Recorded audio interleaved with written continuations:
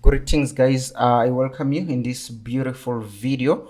So I'm just going to be sharing with you on how to approach a ranging market when it comes to trading synthetic indices. When it comes to trading synthetic indices, how to approach a ranging market. So you can basically see that it's not always whereby the market is going to move upward or downward. Remember that video of market cycles. So the market has to move down and it has to consolidate, move up, consolidate, and whatsoever. So in the motion or in the cycle of the market, there are always ranges. No? There are always ranges, although this market or volatility 75 to be specific, it's a market that trends a lot. It's a market that moves in a certain direction for a while, but there are cases where a range can be there and it can last even longer.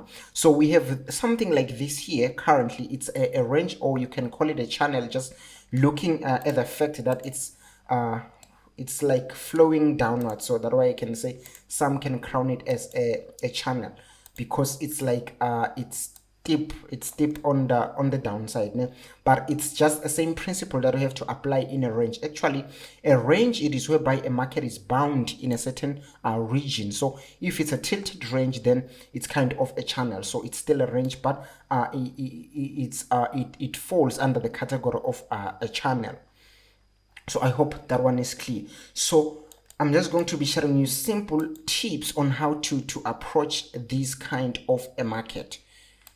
So the first thing that you need to know as a trader is that when you approach the market, you need to first understand the flow of the market in that particular time.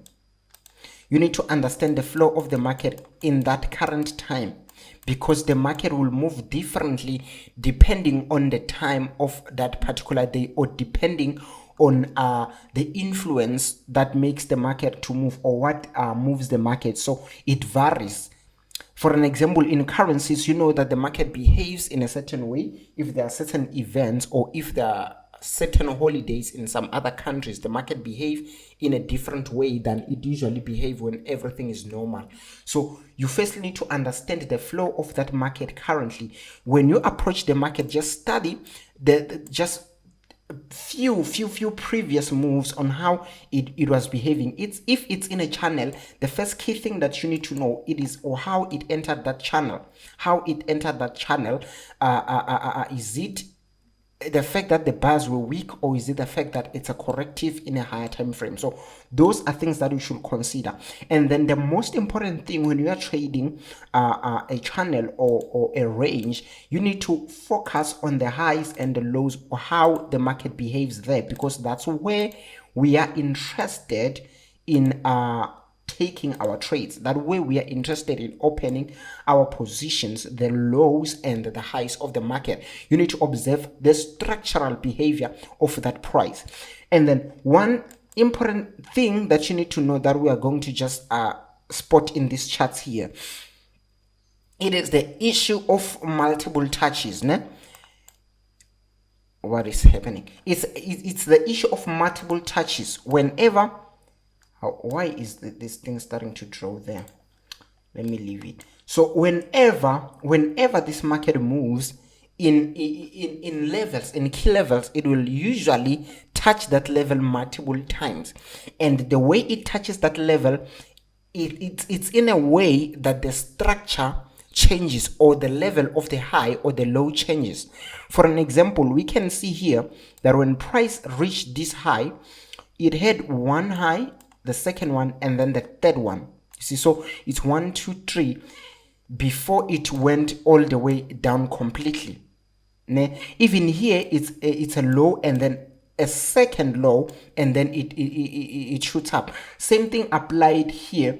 It was a high and then another high somewhere here, and then that's where it left this zone or this area completely. Same thing apply here. We have a high, we have another high again, so it's two highs before it leaves this zone completely. Same thing apply here with this one high here, and then a second one, and then boom, the price left the zone completely. So That's a certain behavior that you need to note in the market. So it will help you in taking decisions in the future, or in making trading decisions somehow, somewhere. So once you observe that, then you need to see how that pattern is formed.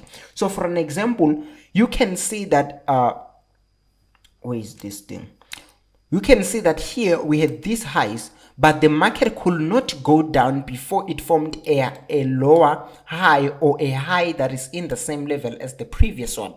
So when you see a high that is in the same level as the previous one, or lower than the previous one, then that's where you should say, now the price is going down, I am ready to go.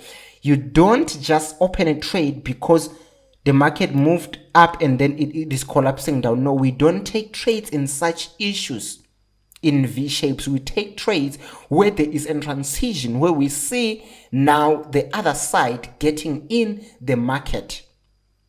For an example, here, let me make an example with this one. We have this push up here, we have a high, and then the price pushes down, it collapses below this low. Here is a new low, so it's a lower low, but we cannot say we are entering the trade because we see a lower low. We need the last confirmation, which is a lower high.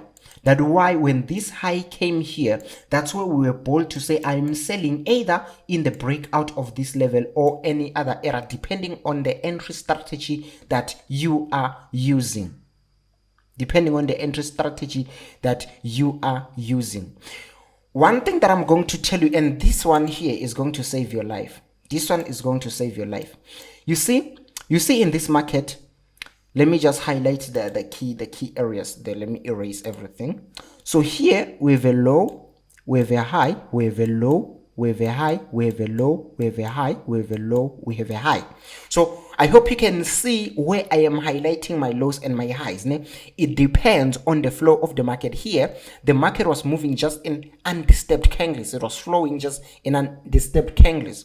But then here, one will ask him or herself, where are my highs and where are my lows? Someone will say it's a low, it's a low, it's a high, it's a low, it's a high, it's a low, it's a high, it's a high, it's a low. No, it doesn't work like that. You need to understand how the market moved. If the market moved in a clustered way like that, you just combine everything. For an example, with a push, sorry about that. Okay, let me just use this tool. With a push up here, we combine all those small candles, and then we have this, what you can crown a low. Why? Because now there is a move, a different move, which is no longer the same as this one. That's why we crown this as our low, and then that's our high up there, and then here is our second low here.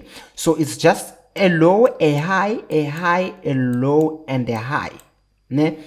Not all those small things whatsoever. You just combine them depending on the flow of the market. You see, depending on the flow of the market in that particular move. You see. So same thing applies here. You just observe the highs and the lows, and then you see what the market does next.